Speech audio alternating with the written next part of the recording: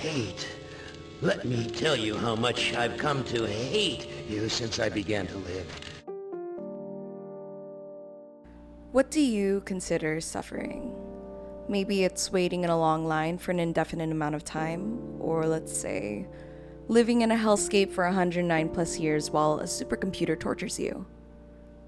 A little on the nose. Let's take a look at Harlan Ellison's short story entry in the March 1967 edition of If, Worlds of Science Fiction magazine. It shares the same title and the same last line of, I have no mouth, and I must scream. Ellison presents a harrowing vision of humanity's self-destruction through unchecked development of artificial intelligence.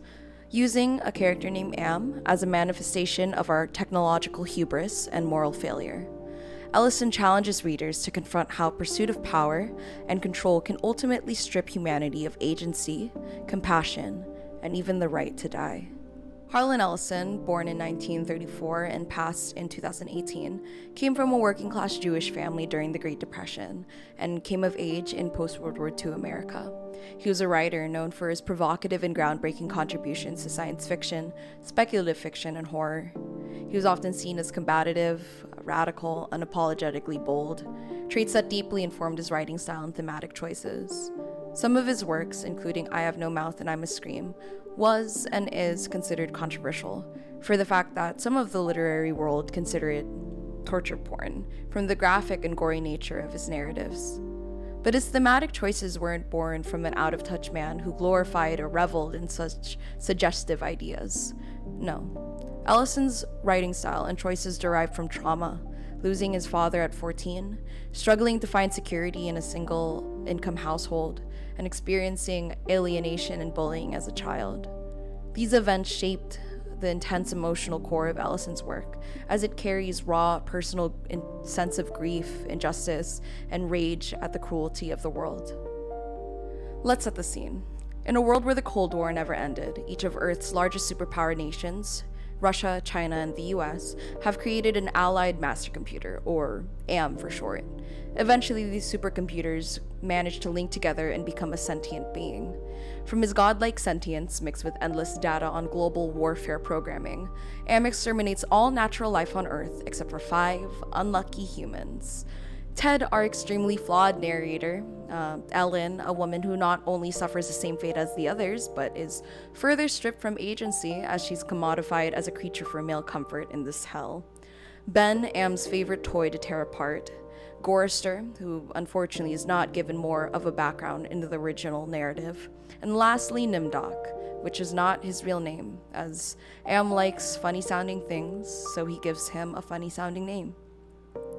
Am has an unexplainable ability to keep these humans alive indefinitely and create Lovecraftian monstrosities, which he spends 109 years torturing the humans with, due to the hatred embedded in his code from mass amounts of war data. This constructs the existential resentment he holds for mankind, as his sole purpose is for war, removing any sense of Am's own agency. Let's take a look at the central themes of the work. We can see the ethics of AI development and use through unchecked technology, and the AI's advancing to uncontrollable levels. This results in the creation's evil and hateful acts towards its own creator, thus cementing a theme of humanity's self-destruction. Humanity has destroyed itself through technological warfare. The creation of Am, the godlike AI, is a direct result of this self-destructive behavior. Power, injustice, and control can be seen as well in Am, a godlike entity that exerts power over all 5 remaining humans through severe pain and fear. And we can see it in Ted's ultimate punishment, which, is due to his own actions, but can be argued is a morally gray area, depending on one's perspective. Some see it as a last act of defiance to regain control. Others see it as an act of mercy to end the cycle of violence through violence. Our first-person point of view protagonist, Ted, he's something else. He's an unreliable narrator, as he's paranoid, and we only see one perspective and analysis of the entire events unfolding. Being one of the 5 humans stripped of agency, Ted has one last act of defiance against Am to take back control, which parallels themes on the reclamation of agency from Frantz Fanon's On Violence. In On Violence, Fanon argues that for colonized or oppressed people, violence becomes a means of reclaiming agency when all other forms of resistance have been denied. Fanon believes that violent revolt was not only for political necessity, but for a psychological and existential cleansing, a way to reaffirm humanity in the face of dehumanizing oppression. In his defiance by killing the others, Ted defies the powers of Am in removing the rest of his playthings. Ted is then given the ultimate punishment of living inevitably as a great, soft jelly thing in Am's hell. Ted embodies human flaws such as prejudice, paranoia, distrust, deceitfulness, and lust. And it's fascinating to see how accurately Ellison was able to embody these traits into Ted's inner monologue. Ellison's portrayal of God as Am makes you question, can omnipotence exist without morality? Is humanity responsible for the God it ends up worshipping, and in turn, their punishment? I Have No Mouth and I Must Scream's cultural relevance wasn't just left in the 60s to be forgotten. In the mid-90s, it was adapted into a video game named rightfully after the story itself. Ellison was brought on to work with the developers closely as he wanted to preserve the dark themes of his original work. The game reintroduced the story with more depth to each character's background and Am as a concept, and within recent years, it's had a resurgence in analytical media, due to AI advancements and also the nostalgia for retro games. Through the narrative, one's identity is represented through the dehumanization and loss of agency of the last humans on Earth. In our own world, we constantly see how individuals can lose their agency due to factors like economic inequality, political systems, or technological control. When we explore Nefertiti Diar's The Poetics of Filipino Export, Filipino workers are forced into exploitative industries where they may have little control over their work conditions, wages, or rights.